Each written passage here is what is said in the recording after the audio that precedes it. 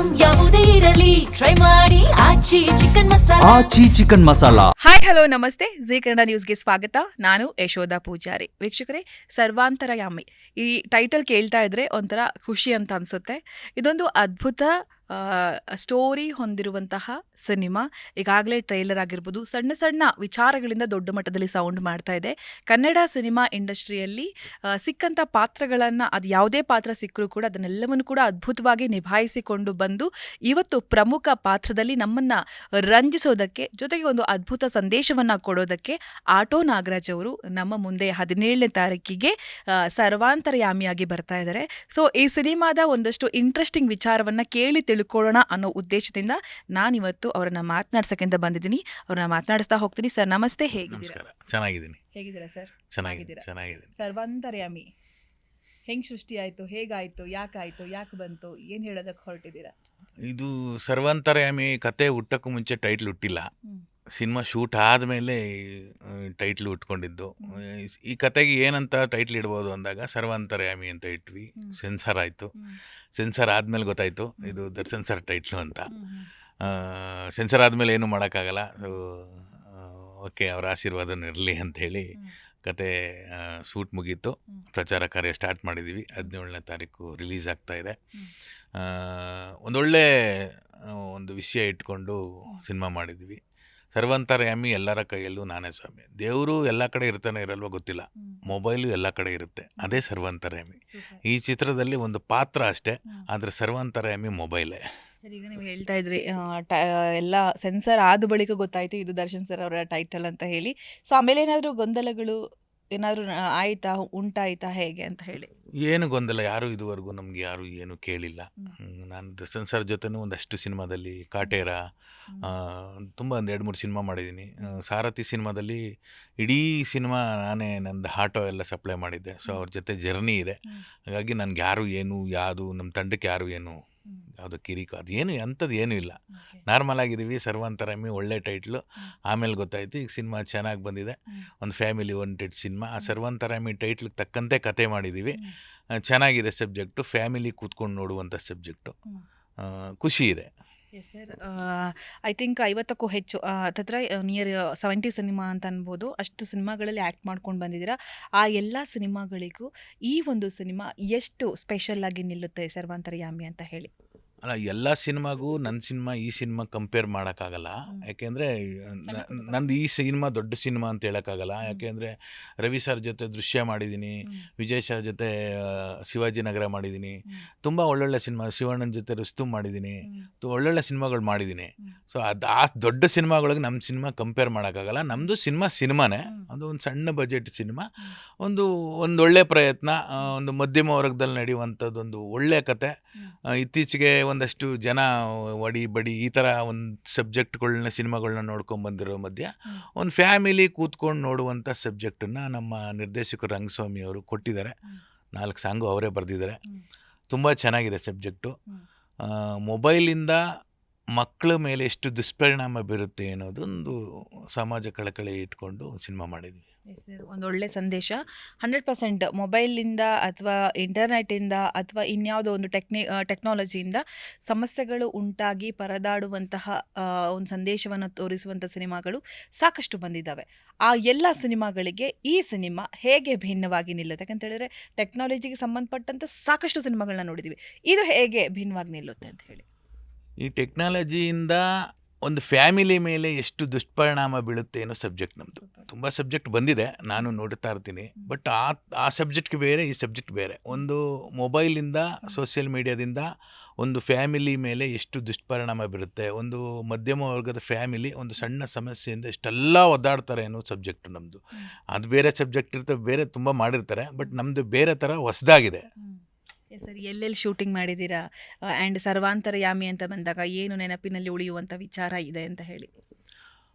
ಸರ್ವಾಂತರಯಾಮಿ ಬರೀ Bengaluru local shoot ಮಾಡಿರೋದು. ಒಂದು ಬೆಂಗಳೂರಲ್ಲಿ ಒಂದು ಬಡ ಕುಟುಂಬದಲ್ಲಿ, ಮಧ್ಯಮ ವರ್ಗದಲ್ಲಿ ಕುಟುಂಬದಲ್ಲಿ ನಡೆಯುವಂಥ ಸ್ಟೋರಿ. ಸೊ ಈ ಸಿನಿಮಾ ಮಾಡುವಾಗ ನನಗೆ ತುಂಬ ಫ್ಯಾಮಿಲಿ ಸ್ಟೋರಿ ಅಂತ ಅಂದಾಗ ದೃಶ್ಯ ನೆನಪಾಗುತ್ತೆ. ಯಾಕೆ ದೃಶ್ಯದಲ್ಲಿ ಒಂದು ಕ್ಯಾರೆಕ್ಟರ್ ಮಾಡಿದ್ದೀನಿ, ಪ್ರೈವೇಟ್ ಬಸ್ ಕಂಡಕ್ಟರ್ ಕ್ಯಾರೆಕ್ಟ್ರು. ನನ್ನ ಸಿನಿಮಾದಲ್ಲೇ ಅವರು ನಂಜನಗೂಡಿಗೆ ಬರ್ತಾರೆ ಫ್ಯಾಮಿಲಿ. ಈ ಸಿನಿಮಾ ಮಾಡ್ತಾ ಇರಬೇಕಾದ್ರೆ ರವಿ ಸರ್ ತುಂಬ ನೆನಪಾಗ್ತಾರೆ. ಒಂದು ಒಂದು ಫ್ಯಾಮಿಲಿ ಸ್ಟೋರಿ ಅಲ್ವಾ, ಅದು ಒಂದು ಫ್ಯಾಮಿಲಿ ಸ್ಟೋರಿಯಲ್ಲಿ ಒಂದು ಪ್ರಮುಖ ಪಾತ್ರ ಮಾಡಿದೆ.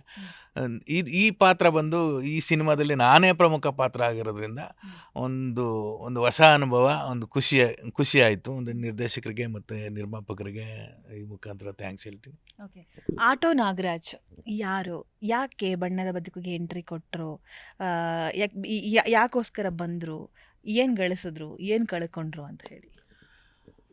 ಕಳ್ಕೊಂಡಿದ್ದಕ್ಕಿಂತ ಗಳಿಸಿದ್ದೇ ಜಾಸ್ತಿ ಇದೆ.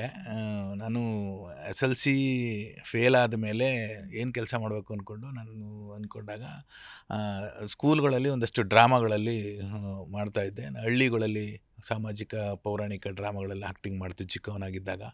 ಸಿನಿಮಾದಲ್ಲಿ ಏನೋ ಮಾಡಬೇಕು ಅಂತ, ಯಾಕೆ ನಮ್ಮ ತಾತ ಅವರು ಭೀಮನ್ ಪಾತ್ರ ಮಾಡ್ತಿದ್ರಂತೆ. ತುಂಬ ಜನ ಹೇಳ್ತಿದ್ರು I2 ಪರ್ಸ್ನಾಲಿಟಿ ಇದೆ, ಬೆಂಗಳೂರಿಗೆ ಹೋಗ್ಬಿಡು, ಚಿತ್ರರಂಗಕ್ಕೆ ಹೋಗ್ಬಿಡು ಅಂತ.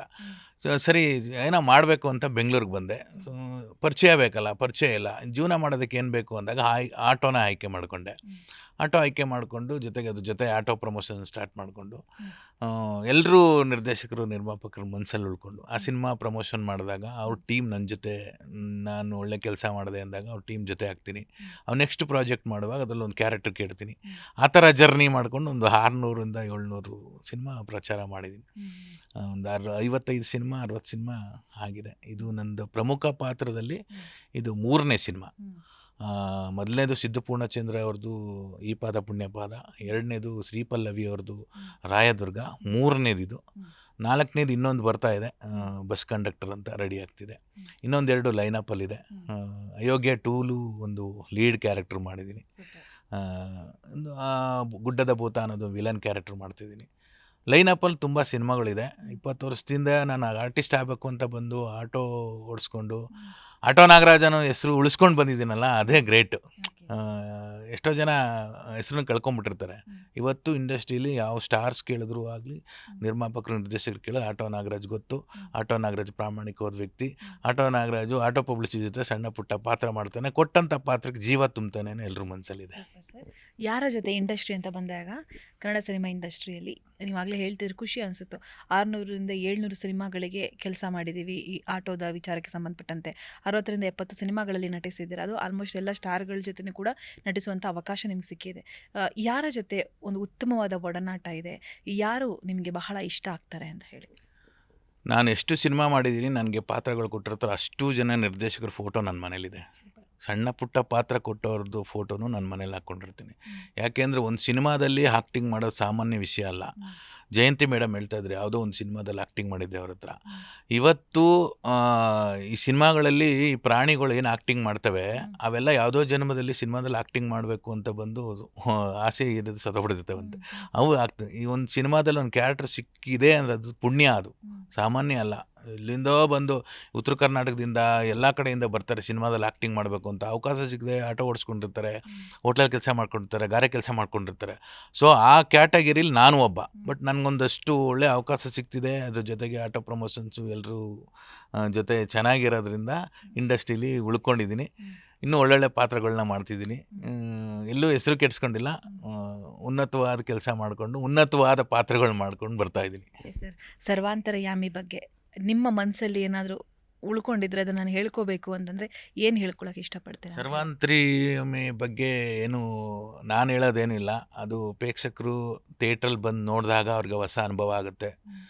ನನ್ನ ಫ್ಯಾಮಿಲಿಯಲ್ಲೇ ಈ ಥರ ಆಗಿತ್ತು, ಆಗ್ಬೋದು, ಆಗಿದ್ದೆ ಅನ್ನೋದೊಂದು ಅವ್ರ ಮನಸ್ಸಲ್ಲಿ ಉಳ್ಕೊಳ್ಳುತ್ತೆ. ಮಧ್ಯಮ ವರ್ಗದಲ್ಲಿ ಒಂದು ಗಂಡ ಹೆಂಡತಿ, 2 ಮಕ್ಕಳು, ಮಿಡ್ಲ್ ಕ್ಲಾಸ್ ಫ್ಯಾಮಿಲಿ, ಒಂದೊಂದು 1000 ರೂಪಾಯಿಗೂ ಕಷ್ಟಪಡ್ತಾ ಇರುವಂಥ ಸಮಯದಲ್ಲಿ ಒಂದು ಮೊಬೈಲಲ್ಲಿ ಯಾವುದೋ ಒಂದು ದುಡ್ಡು ಹೋಗುತ್ತೆ, ಮೊಬೈಲಿಂದಲೇ ನಮ್ಮ ಮಗಳಿಗೆ ಏನೋ ತೊಂದರೆ ಆಗುತ್ತೆ ಅಂದಾಗ ಆ ಸ್ಟೇಷನ್ನು, ಆ ಒಡನಾಟ ಇರುತ್ತಲ್ಲ, ಅದೆಲ್ಲ ನಮ್ಮ ಫೀಲಿಂಗ್ ಇರುತ್ತಲ್ಲ, ಅಷ್ಟೆಲ್ಲ ಓಡಾಡ್ತೀವಿ. ಮಗಳಿಗೂ ಏನೋ ಪ್ರಾಬ್ಲಮ್ ಆಗಿರುತ್ತೆ, ದುಡ್ಡು ಕಳ್ಕೊಂಡಿರ್ತೀವಿ. ಇದ್ರ ಮಧ್ಯೆ ಏನೇನಾಗುತ್ತೆ ಅನ್ನೋದು ಒಂದು ಒಳ್ಳೆ ಸ್ಟೋರಿ. ಅದು ಥಿಯೇಟ್ರಲ್ಲಿ ಬಂದು ಫ್ಯಾಮಿಲಿ ಸಮೇತ ಹೆಣ್ಮಕ್ಳಿದ್ದವ್ರಿಗಂತೂ ಈ ಸಿನಿಮಾ 100% ಇಷ್ಟ ಆಗುತ್ತೆ. ಲಾಸ್ಟಲ್ಲಿ ಹೌದು, ಈ ಸಿನಿಮಾದಿಂದ ನನಗೊಂದು ಒಳ್ಳೆ ಮೆಸೇಜ್ ಇದೆ ಅಂತ ಹೇಳ್ಕೊಂಬರೋದ್ರಲ್ಲಿ ಗ್ಯಾರಂಟಿ ಇದೆ. ಸರ್ವಾಂತರ್ಯಾಮಿ ಸಿನಿಮಾದಲ್ಲಿ ಒಂದು ಒಳ್ಳೆಯ ಅಪ್ಪನಾಗಿ ಕಾಣಿಸ್ಕೊಳ್ತೀರಾ. ರಿಯಲ್ ಲೈಫ್ನಲ್ಲಿ ಆಟೋ ನಾಗರಾಜ್ ಅವರು ಯಾವ ರೀತಿಯ ತಂದೆ? ನನಗೆ ಈ ಸಿನಿಮಾಗೂ ಹತ್ರನೇ ಇದೆ. ಯಾಕೆಂದರೆ ಇವತ್ತು ನನ್ನ ಮಗಳು ಡಿಗ್ರಿ ಓದ್ತಿದ್ದಾಳೆ, ನನ್ನ ಮಗ ಸೆಕೆಂಡ್ PUC ಓದ್ತಿದ್ದಾನೆ. ಇಬ್ಬರೂ ಕೂಡ ಅಷ್ಟೇ, ನಾವೇನು ಹೇಳುತ್ತೀವಿ ಅದನ್ನು ಫಾಲೋ ಮಾಡ್ತಾರೆ. ಈ ಕಾಲಘಟ್ಟದಲ್ಲಿ ನನ್ನ ಮಕ್ಕಳು ನನಗೆ ತುಂಬ ಸಾಥ್ ಕೊಡ್ತಾರೆ, ಎಲ್ಲತ್ರಲ್ಲೂ ಅಷ್ಟೇ. ಇಂಥದ್ದು ಮಾಡಬೇಡ ಮಗಳೇ ಅಂದರೆ ಮಾಡಲ್ಲ, ಇಂಥದ್ದು ಮಾಡಬೇಡ ಮಗನೇ ಮಾಡಲ್ಲ. ಇವತ್ತು ಕೂಡ ನಮ್ಗೆ ಎದುರ್ಕೊತಾರೆ. ನಾವು ಏನಾದರೂ ನಮ್ಮ ಹತ್ರ ಕೇಳಬೇಕು ಅಂತಂದರೆ, ನನ್ನ ಹತ್ರ ಏನು ಕೇಳಬೇಕು ಅಂದರೂ ಭಯ ಪಡ್ತಾರೆ ಮಕ್ಕಳು. ಯಾಕೆ ಅಂತಂದರೆ ನಾನು ಮೊದಲಿಂದ ಅದೇ ನಾನು ತುಂಬ ಬಡತನದಿಂದ ಬಂದಿರುವಂಥವನಾಗಿ ಇವತ್ತೇನೋ ಒಂದು ಸ್ಟೇಜಲ್ಲಿದ್ದೀನಿ ಅಂತ ಅಂದರೆ ಅದು ನಮ್ಮ ಅಪ್ಪ ಅಮ್ಮ ಕಲಿಸಿರುವಂಥ ಕಲ್ಚರು. ಈಗ ನಾನು ಅಷ್ಟೇ, ನಾನೇನಾದ್ರು ಬುಕ್ ಓದಿದ್ರೆ ನನ್ನ ಮಕ್ಕಳು ಬುಕ್ ಓದ್ತಾರೆ, ನಾನು ಮೊಬೈಲ್ ನೋಡ್ತಿದ್ರೆ ಮೊಬೈಲೇ ನೋಡ್ತಾರೆ. ನಾನು ಆದಷ್ಟು ಕನ್ನಡ ಪುಸ್ತಕಗಳನ್ನ ಓದ್ತೀನಿ. ಇತ್ತೀಚೆಗೆ ವೀರಕಪುತ್ರ ಶ್ರೀನಿವಾಸ್ ಅವರು ಮಾಡಿರುವಂಥ ಪುಸ್ತಕ ಸಂತೆ, ಅದರಲ್ಲೊಂದು 400 ಬುಕ್ಗಳನ್ನ ಪರ್ಚೇಸ್ ಮಾಡ್ಕೊಬಂದ್ಬಿಟ್ಟೆ. ಪ್ರತಿದಿನ ಸಾಧ್ಯವಾದರೆ ಮೊಬೈಲ್ ಬಿಟ್ಟು ಆದಷ್ಟು ಕನ್ನಡ ಬುಕ್ಗಳನ್ನ ಓದ್ತೀನಿ. ಪುಸ್ತಕ ಓದೋದ್ರಿಂದ, ಪೇಪರ್ ಓದೋದ್ರಿಂದ ಮೈಂಡ್ ಫ್ರೆಶ್ ಆಗುತ್ತೆ, ವಿಷಯಗಳು ಸಿಗುತ್ತೆ. ಮೊಬೈಲಲ್ಲಿ ಇತ್ತೀಚೆಗೆ ನಿಮ್ಗೆ ಗೊತ್ತಿರುತ್ತೆ, ಮೊಬೈಲ್ಗೆ ಸೆನ್ಸರ್, ಸಿನಿಮಾಗಳು ಸೆನ್ಸರ್, ಅದು ಮೊಬೈಲ್ ಸೆನ್ಸರ್ ಇಲ್ಲ. 6 ತಿಂಗಳು ಮಗು ಕೂಡ ಊಟ ಮಾಡಲಿಲ್ಲ ಅಂತ ಮೊಬೈಲ್ ಕೊಡ್ತಾರೆ. ಮೊಬೈಲಲ್ಲಿ ಯಾವುದೋ ಒಂದು ಕಳ್ಳತನ ಆಗಿರೋದು, ಸುಲಿಗೆ ಆಗಿರೋದು, ಮಾದಕ ದ್ರವ್ಯ ಯೂಸ್ ಮಾಡ್ತಿರೋದು, ಇವೆಲ್ಲ ಮಕ್ಕಳು ನೋಡಿದಾಗ ದುಷ್ಪರಿಣಾಮ ಬೇರೆ ಥರ ಬೀಳುತ್ತೆ. ಜೊತೆಗೆ ಆರೋಗ್ಯದ ಮೇಲೆ ತುಂಬ ಸಮಸ್ಯೆ ಆಗುತ್ತೆ. ಕಣ್ಣಿನ ಸಮಸ್ಯೆ ಆಗುತ್ತೆ, ಹಾರ್ಟ್ ಪ್ರಾಬ್ಲಮ್ ಆಗುತ್ತೆ, ಮಾನಸಿಕವಾಗಿ ತೊಂದರೆ ಆಗುತ್ತೆ. ಈ ಥರ ಇರೋದ್ರಿಂದ ಮೊಬೈಲನ್ನು ಆದಷ್ಟು ಬಳಕೆ ಕಮ್ಮಿ ಮಾಡೋದ್ರಿಂದ ನಮ್ಮ ಆರೋಗ್ಯದ ಜೊತೆಗೆ ದುಡ್ಡು ಉಳಿಯುತ್ತೆ. ಕನ್ನಡ ಬುಕ್ಗಳನ್ನು ಓದಿದ್ರೆ, ಬರೆಯೋದ್ರಿಂದ ತುಂಬ ಅನುಭವ ಆಗುತ್ತೆ, ಒಳ್ಳೆಯದಾಗುತ್ತೆ. ಬಟ್ ಆದಷ್ಟು ಮೊಬೈಲನ್ನು ಕಮ್ಮಿ ಬಳಕೆ ಮಾಡಿ ಅಂತ ಈ ಚಿತ್ರದ ಮುಖಾಂತರ ನಮ್ಮ ತಂಡ ಹೇಳಕ್ಕೆ ಹೋಗ್ತಾ ಇದೆ. ಸರ್, ಒಳ್ಳೆಯ ಒಂದು ಸಂದೇಶವನ್ನು ಕೊಡೋದಕ್ಕೆ ಹೋಗ್ತಿದೆ. ಯಾಕಂತ ಹೇಳಿದ್ರೆ ಮೊಬೈಲ್ ಗೀಳಿಗೆ ಪ್ರತಿಯೊಬ್ಬರು ಕೂಡ ಯುವ ಜನತೆಯಿಂದ ಹಿಡಿದು ಈಗ ಎಲ್ಲರಿಗೂ ಕೂಡ ಮೊಬೈಲ್ ಗೀಳಿಗೆ ಬಿದ್ದು ಬಿಟ್ಟಿದ್ದಾರೆ, ಬಿದ್ದು ಒದ್ದಾಡ್ತಿದ್ದಾರೆ. ಒಂದು ಕ್ಷಣನೂ ಕೂಡ ಯಾರು ಕೂಡ ಬಿಟ್ಟಿರಲಾರದಂತಹ ಒಂದು ಪರಿಸ್ಥಿತಿಗೂ ಕೂಡ ಎಲ್ಲರೂ ಕೂಡ ಬಿದ್ದು ಬಿಟ್ಟಿದ್ದಾರೆ ಅಂತಲೇ ಹೇಳ್ಬೋದು. ಒಂದು ಅದ್ಭುತವಾದ ಸಂದೇಶವನ್ನು ನೀವು ಸಿನಿಮಾದ ಮೂಲಕ ಕೊಡೋದಕ್ಕೆ ಬರ್ತಾ ಇದ್ರೆ. ಇವನ್ ಟ್ರೈಲರ್ ನೋಡಿದಂಥ ಅಷ್ಟು ಅಭಿಮಾನಿಗಳು ಕೂಡ ಮೆಸೇಜ್ ಹಾಕಿದ್ದಾರೆ, ಒಳ್ಳೆಯ ಮೆಸೇಜ್ಗಳನ್ನು ಹಾಕಿದ್ದಾರೆ, ತುಂಬ ಪಾಸಿಟಿವ್ ಆಗಿ ಸಿನಿಮಾದ ಬಗ್ಗೆ ಮಾತನಾಡ್ತಿದ್ದಾರೆ.